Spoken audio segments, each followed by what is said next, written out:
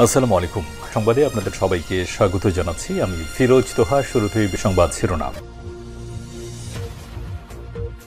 বাংলাদেশের সর্বশেষ গুরুত্বপূর্ণ আপডেট সংবাদে আপনাকে স্বাগত। শুরুতেই সংবাদ শিরোনাম, পরে বিস্তারিত। শুরুতেই জানিয়ে দিব দুঃসংবাদ। এবার খুলে দেয়া হলো ফারাক্কা বাঁধের সব কয়টি গেট। এবার ভারতের বিহার এবং ঝাড়খণ্ডে বন্যার জেরে ফারাক্কার ব্যারেজের সব গেট খুলে দিয়েছে ভারত। সোমবার ২৬ আগস্ট এই গেটগুলো খুলে দেওয়া হয়েছে। এতে করে একদিনে বাংলাদেশে ঢুকবে ১১ কিউসেক পানি। এরপর জানিয়ে দিব এবারও দুঃসংবাদ। ত্রিপুরা সহ ভারতের ৯ রাজ্যে ভারী বৃষ্টির সংখ্যা রেড অ্যালার্ট জারি।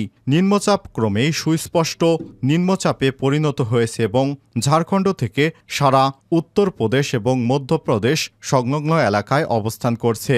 ভারী থেকে অতি ভারী বৃষ্টিপাত হতে পারে বলে জানিয়েছে ভারতের আবহাওয়া দপ্তর IMD। এ অবস্থায় ত্রিপুরা সহ দেশটির ৯ রাজ্যে রেড অ্যালার্ট জারি করা হয়েছে। এতে করে ভারতের ত্রিপুরা থেকে আবারও বাংলাদেশের কুমিল্লা অঞ্চলে পানি বৃদ্ধি পাওয়ার সম্ভাবনা রয়েছে। জানিয়ে দিব হাসানুল হক ইনু গ্রেপ্তার। জাতীয় সমাজতান্ত্রিক দল জাসদের সভাপতি এবং সাবেক তথ্যমন্ত্রী হাসানুল হক ইনুকে গ্রেপ্তার করেছে ঢাকা মেট্রোপলিটন পুলিশ DMP।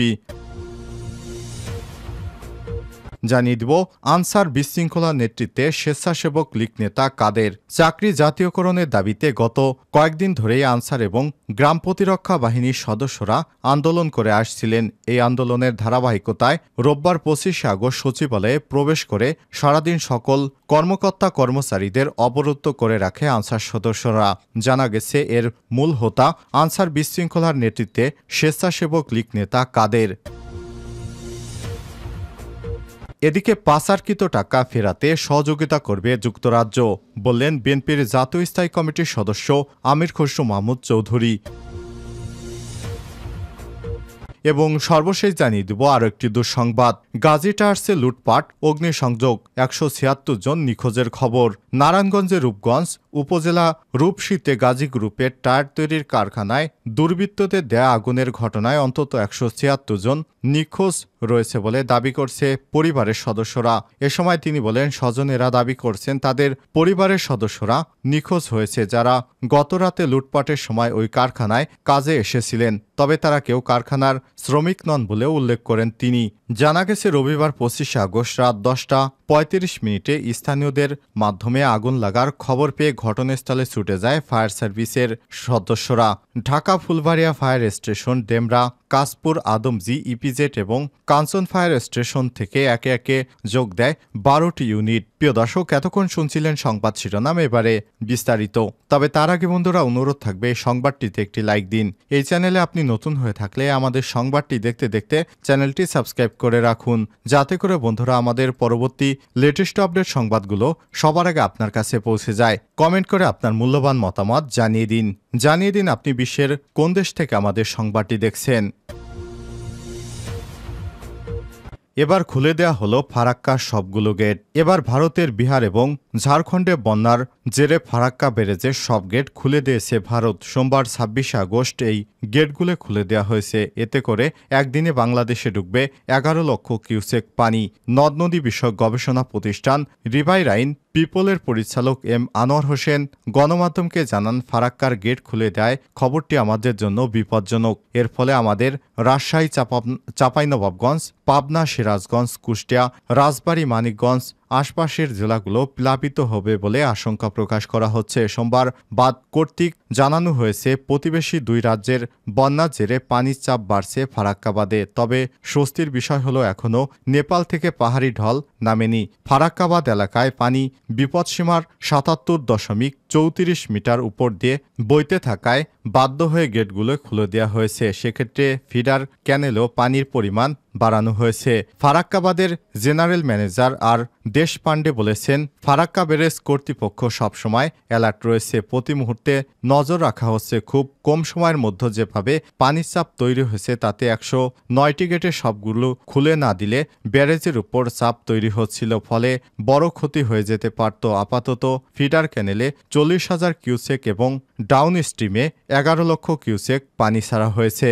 এদিকে ভারী বর্ষণ এবং ভারত থেকে নেমে আসা ঢল সৃষ্ট আকস্মিক বন্যায় দেশের দক্ষিণ পূর্বাঞ্চল 11 জেলায় মৃতের সংখ্যা বেড়ে দাঁড়িয়েছে 23 জন।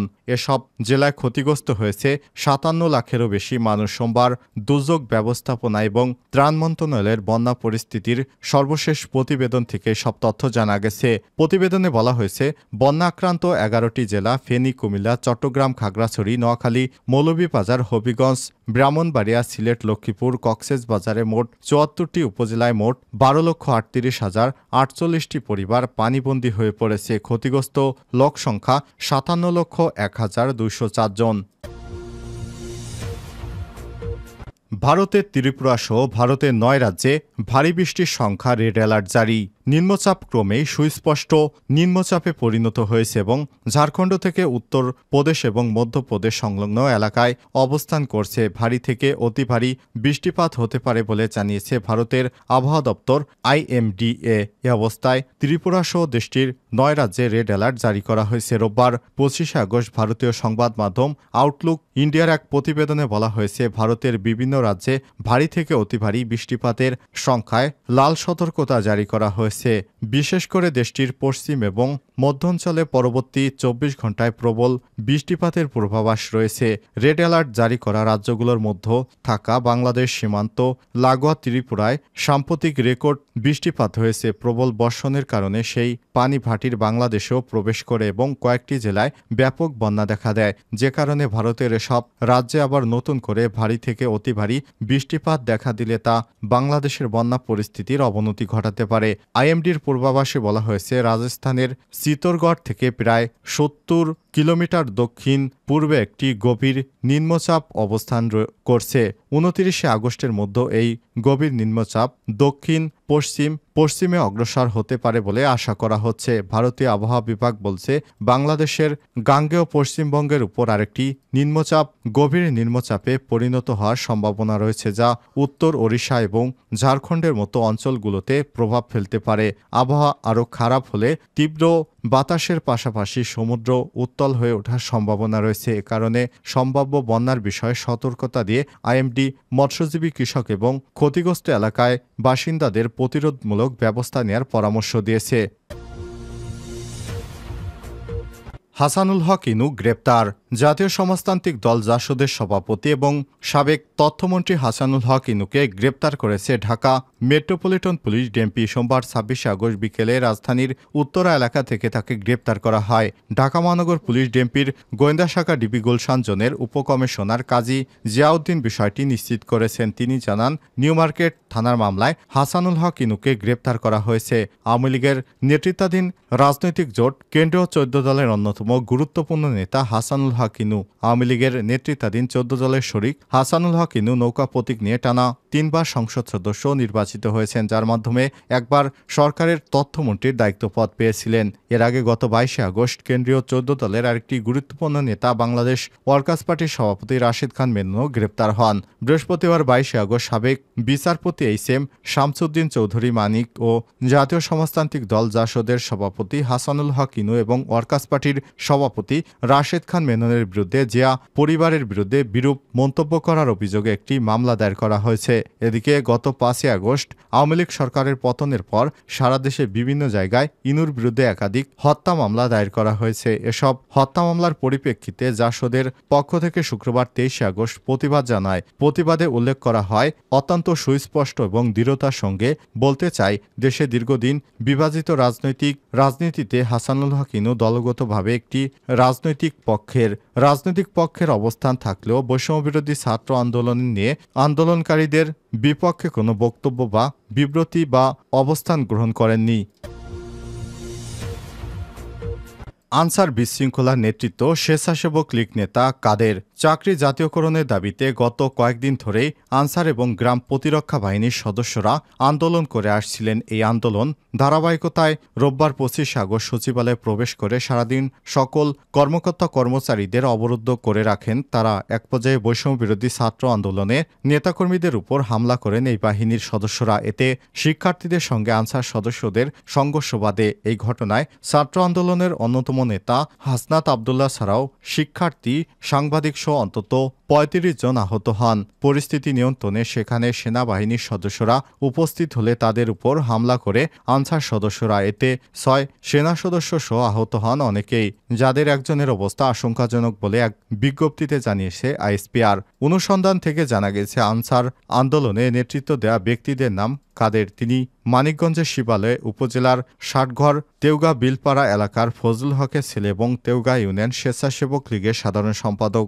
কাদের বর্তমানে ঢাকার হজরত শাহজালাল আন্তর্জাতিক বিমানবন্দরে আনসার পিসি হিসেবে কর্মরত। এদিকে অনলাইনে ছড়িয়ে পড়া একটি ভিডিওতে দেখা যায় সচিবালয়ের ভেতরে ঢুকে পড়া আনসারদের নেতৃত্ব দিয়ে দাবি আদায়ের লক্ষ্যে বক্তব্য দিচ্ছেন কাদের। সচিবালয়ের ভেতরে বক্তব্য দেয়া ওই ব্যক্তি যে আনসার সদস্য কাদের সেটি স্থানীয় ইউপি সদস্য দেলার হোসেন এবং প্রতিবেশী শফিউদ্দিন বিশ্বাস নিশ্চিত করেছেন।